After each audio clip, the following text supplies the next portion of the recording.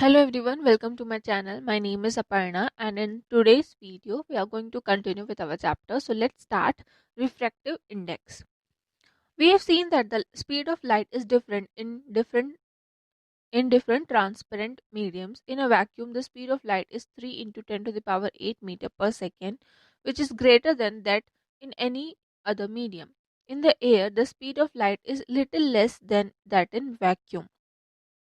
If the speed of light is v in a medium and c in vacuum, then the ratio of speed of light in vacuum to the speed of light in the medium is called absolute refractive index of that medium. We denote this by small n. ठीक है, देखिए क्या बोल रहा है, हमको पता है जो स्पीड ऑफ लाइट रहती है वो अलग अलग मीडियम्स में, ठीक है, अलग अलग ट्रांसपेरेंट मीडियम्स में अलग अलग रहती है. अगर हम वैक्यूम की बात करें तो वैक्यूम में स्पीड ऑफ लाइट जो है वो 3 into 10 to the power 8 metre per second रहती है. और अगर हम एयर की बात करें तो इस स्पीड वैक्यूम से थोड़ी सी ही क्या रहती है, कम रहती है. तो अब अगर हम स्पीड ऑफ लाइट को v से डिनोट करते हैं, ठीक है, स्पीड ऑफ लाइट को किसी मीडियम में v से डिनोट करते हैं और स्पीड ऑफ लाइट को ही अगर वो वैक्यूम में है तो उसको स्मॉल c से डिनोट कर रहे हैं, तो इन दोनों का जो रेशियो है, ठीक है, किसका किसका ratio, speed of light in vacuum upon speed of light in medium, इसी को कहा जाता है आपका एब्सोल्यूट रिफ्रैक्टिव इंडेक्स. ठीक है, speed of light in vacuum upon speed of light in medium. ठीक है, वैक्यूम में है मतलब कि c और speed of light in medium में है मतलब कि v. तो यही है आपका एब्सोल्यूट रिफ्रैक्टिव इंडेक्स. इसको स्मॉल n से डिनोट किया जाता है. ठीक है, तो ये क्या हो गया, अगर इसको हम लोग इसके डिनोशन में लिखेंगे तो small n is equals to c upon v.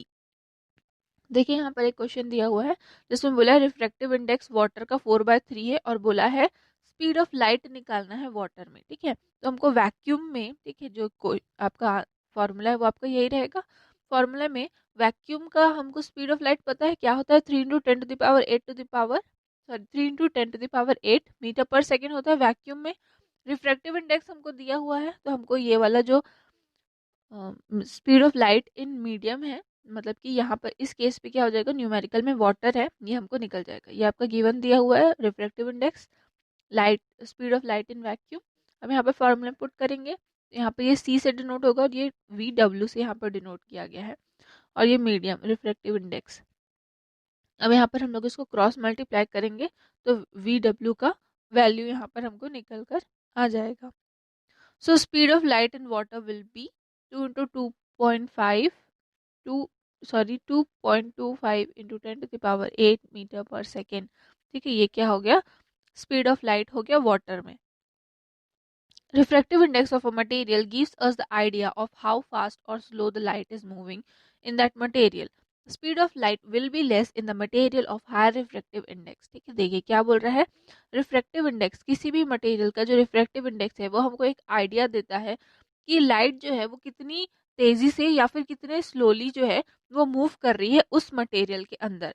Speed of light जो है वो ऐसे मटेरियल जिसका रिफ्रैक्टिव इंडेक्स जो है वो ज़्यादा है उसमें स्पीड ऑफ लाइट भी क्या होगी, ज़्यादा होगी. और अगर रिफ्रैक्टिव इंडेक्स कम है तो स्पीड ऑफ लाइट भी यहाँ पर कम होगी. In the following table, the refractive index and the absolute density of different materials are given using n is equals to c by v. We can calculate the speed of light in different mediums. Complete the table. ठीक है, यहाँ पर आपको नीचे में एक table दिया हुआ है जिसमें उसका रिफ्रैक्टिव इंडेक्स और डेंसिटी दी हुई है. ठीक है, यहाँ पर आपको स्पीड ऑफ लाइट जो है वो निकालनी है, मतलब कि यहाँ पर आपको ये वाला फॉर्मूला यूज करना है और यहाँ पर v की वैल्यू जो है वो निकालनी है. ठीक है, तो यहाँ पर आपको रिफ्रैक्टिव इंडेक्स दिया हुआ है और आपको यहाँ पर से ये जो बाकी की जो फिल मतलब बाकी की जो ब्लैंक है उसमें आपको फिल करना है. ठीक है, तो ये रिफ्रैक्टिव इंडेक्स है. अब रिफ्रैक्ट सेम उसी तरीके से ऊपर वाले फॉर्मूले से आपको यहाँ पर पुट करके वैल्यू को लिखनी है. नेक्स्ट देखिए, relative refractive index. The ratio of speed of light is in the first medium and the speed of light in the second medium is called relative refractive index. We denote this by 1 mu 2 और n to 1. ठीक है, देखिए speed of light किसी भी पहले medium से दूसरे medium में, ठीक है, स्पीड ऑफ लाइट रेशियो, ठीक है, किसी भी पहले मीडियम में जो स्पीड ऑफ लाइट है अपॉन दूसरे मीडियम में जो स्पीड ऑफ लाइट है दूसरे मीडियम में, वो होता है आपका रिलेटिव रिफ्रैक्टिव इंडेक्स। इसको हम 1 म्यू 2 से डिनोट करते हैं या फिर n2 1 से डिनोट करते हैं। Speed of light in first medium upon speed of light in second medium. तो यहाँ पर स्पीड ऑफ फर्स्ट मीडियम में v1 लिया है और सेकेंड मीडियम में v2 लिया है। इसी को क्या कहा जाता है? आपका रिलेटिव रिफ्रैक्टिव इंडेक्स। ठीक है, v1 क्या है? फर्स्ट मीडियम का स्पीड ऑफ लाइट है और v2 यहाँ पर सेकेंड मीडियम का है। ठीक है, अब देखिए क्या बोल रहे हैं यहाँ पर, अगर if we divide by c in equation 2 in denominator and numerator, अगर हम न्यूमरेटर और डिनोमिनेटर में c से डिवाइड कर देते हैं, तो मतलब डिवाइड न्यूमरेटर और डिनोमिनेटर में c से डिवाइड कर देते हैं तो क्या होगा? तो क्या होगा? v1 बाय सी और v2 बाय सी। ठीक है, इसको हम इस तरीके से लिख सकते हैं, v1 बाय सी और इंटू v2 बाय सी। अब आपका जो रिफ्रैक्टिव इंडेक्स था वो क्या था? c by v। ठीक है, c बाय v क्या था? आपका रिफ्रैक्टिव इंडेक्स था। तो यहाँ पर दो अलग अलग मीडियम है, तो एक के लिए v1 लिया है और एक के लिए v2 लिया है। तो ये c बाय v2 क्या हो जाएगा? आपका n2 हो जाएगा, और ये ऊपर नीचे हो गया है तो 1/n1 हो जाएगा। ठीक है, इन दोनों को मल्टीप्लाई की क्या आ गया? n2 bye n1। तो रिलेटिव रिफ्रैक्टिव इंडेक्स n2 1 क्या होगा? n2 बाय n1 होगा। ठीक है, यहाँ पर से आपका relative refractive index second medium का upon relative refractive index first medium का, ये हो गया आपका रिलेटिव रिफ्रैक्टिव इंडेक्स। और रिफ्रैक्ट मतलब यहाँ पर रिलेटिव रिफ्रैक्टिव इंडेक्स और रिफ्रैक्टिव इंडेक्स में आपको क्या मिल गया? एक इक्वेशन मिल गया। ठीक है, यहाँ पर देखिए क्वेश्चन दिया हुआ है। यहाँ पर क्वेश्चन में आपको वाटर का रिफ्रैक्टिव इंडेक्स दिया है, उसके बाद फिर ग्लास का रिफ्रैक्टिव इंडेक्स दिया है, और बोला है आपको रिलेटिव रिफ्रैक्टिव इंडेक्स निकालना है। ठीक है, देखिए यहाँ पर WNG है। ठीक है, किसी एक का स्पीड ऑफ लाइट नहीं बोला है, स्पीड ऑफ स्पीड उस मीडियम में उसकी स्पीड क्या होगी नहीं बोला है, क्या बोला है? रिफ्रैक्टिव इंडेक्स निकालने बोला है। और यहाँ पर W भी है और G भी है, मतलब कि आपको रिलेटिव रिफ्रैक्टिव इंडेक्स यहाँ पर निकालना है। ठीक है, तो रिलेटिव रिफ्रैक्टिव इंडेक्स यहाँ पर निकालने के लिए देखिए, यहाँ पर सबसे पहले तो यहाँ पर find refractive index of the glass water, यहाँ पर देखिए फॉर्मूला यहाँ पर दिया हुआ है NG/NW। क्या हो गया? क्योंकि हम लोगों ने यहाँ से क्या निकाल लिया, हमारे पास में यहाँ पर वाटर का रिफ्रैक्टिव इंडेक्स और ग्लास का रिफ्रैक्टिव इंडेक्स है। तो अगर हम ऊपर में जो अभी हम लोगों ने फॉर्मूला देखा, ये वाले फॉर्मूले से अगर जाते हैं तो हमारा n2 1 निकल जाएगा, G/W वाला। ठीक है, G/W। तो यहाँ पर 1.5/1.33 इज इक्वल्स टू यहाँ पर 1.13 होगा। अब refractive index of water with respect to glass, ठीक है, हमको क्या निकालना है? ग्लास के रेस्पेक्ट में निकालना है। तो ये GNW हो गया। ठीक है, ये ठीक उसका उल्टा है। ठीक है, तो NW/NG। ठीक, तो क्या होगा? 1.33/1.5 इज इक्वल्स टू 0.89। ठीक है, ये हो गया। अब उसके बाद में हम देख सकते हैं कि दोनों की जो वैल्यू होगी वो क्या होगी? 1 होगी। तो यहाँ पर दोनों जो हम लोगों ने निकाला उसको यहाँ पर पुट कर देंगे, is equals to 1, is equals to 1 हो जाएगा। अब यहाँ पर इसका आंसर यहाँ पर से निकल जाएगा। ठीक है,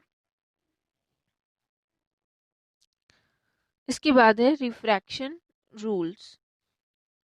यहाँ पर आपको एक एक्सपेरिमेंट दिया हुआ है, देखते हैं। To determine relation between angle of incidence and angle of refraction. ठीक है, एक्सपेरिमेंट में आपको क्या निकालना है? रिलेशन निकालना है एंगल ऑफ इंसिडेंस का और एंगल ऑफ डिफ्रैक्शन का। तो अब इसके लिए क्या क्या मटेरियल्स हमको चाहिए? तो हमको चाहिए एक drawing board, white chart sheet, drawing pins, rectangular glass slab, pencil, scale, protractor, ये सारी चीज़ें हमको चाहिए।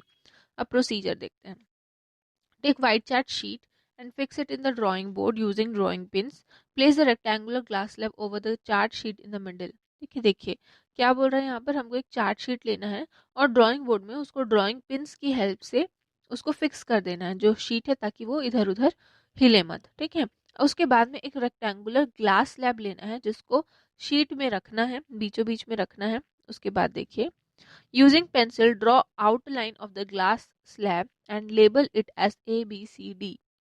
Remove the glass slab and draw normal MN on AB. ठीक है, देखिए क्या बोल रहे हैं। अब ये जो अब पेंसिल से आपको क्या करना है, जो ग्लास स्लैब की जो आउटलाइनिंग थी उसको कर देना है और उसको ABCD लेबल कर देना है।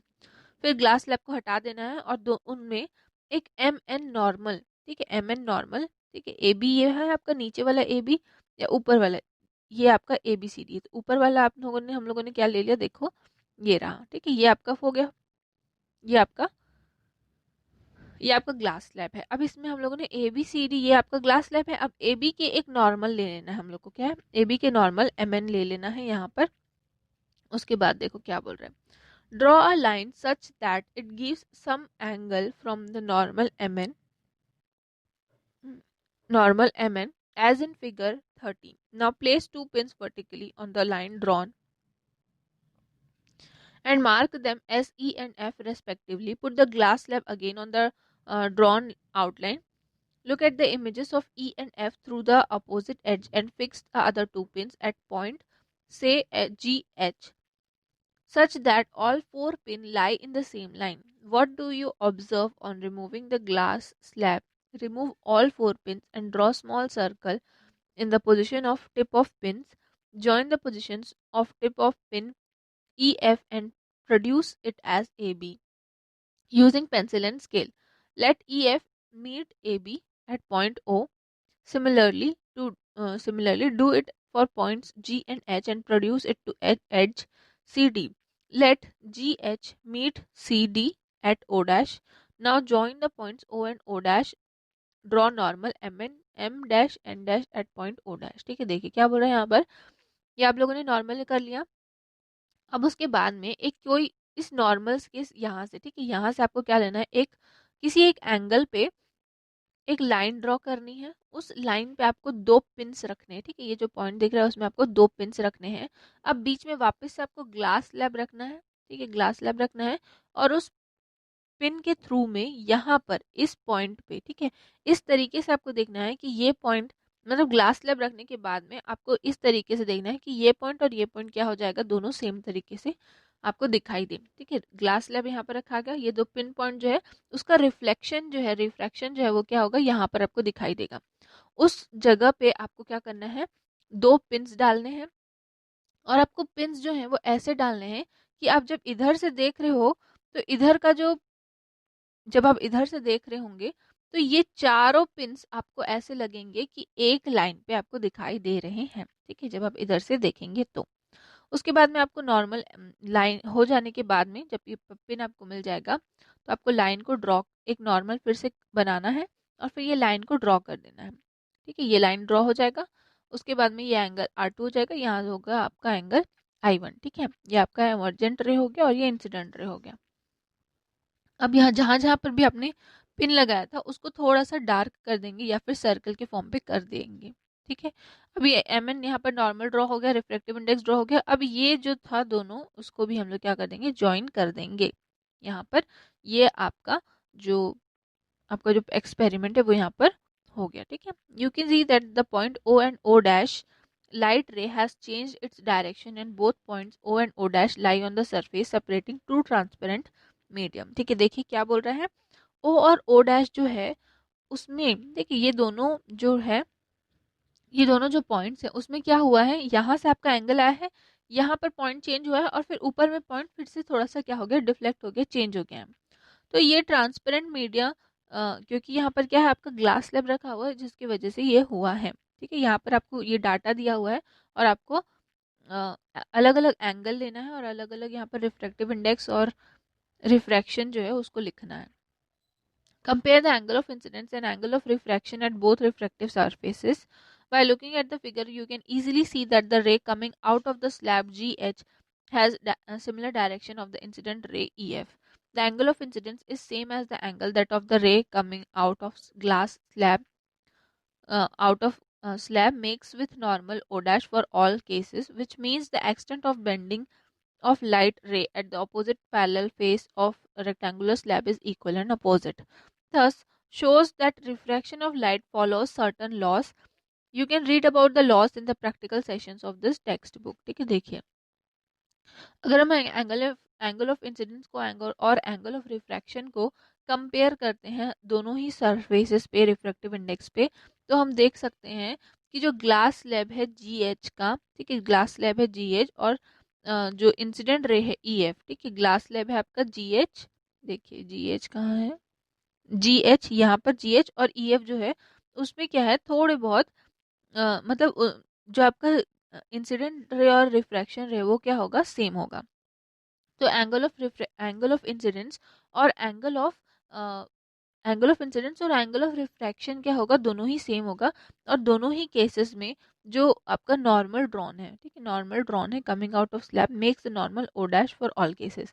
ठीक है, इसलिए क्या हो जाएगा, नॉर्मल जो है वो ओ डैश बन जाएगा सभी केसेस के लिए। इसका मतलब क्या हो जाएगा कि जो बेंडिंग ऑफ लाइट है जो कि अपोजिट साइड हो रही है, पैरेलल ऑफ अपोजिट साइड हो रही है, वो क्या होगी, इक्वल और अपोजिट होगी। इसका एंड क्या है देखिए, बताते हैं कि एंगल ऑफ इंसिडेंस और एंगल ऑफ रिफ्रैक्शन क्या होता है, आपका इक्वल होता है। दोनों ही एंगल, इंसिडेंट एंगल और रिफ्रैक्शन एंगल जो है वो दोनों सेम आएगा। वहां से आपको जब एंगल निकल जाएगा तो आपको उसके बाद में रिफ्रैक्टिव इंडेक्स जो है वो निकालना है। नेक्स्ट आपका यहाँ पर एक और आपका एक्सपेरिमेंट है, ठीक है, refraction of light through prism. इसको हम नेक्स्ट क्लास में पढ़ेंगे। आपका आज के लिए आपका इतना ही, थैंक यू।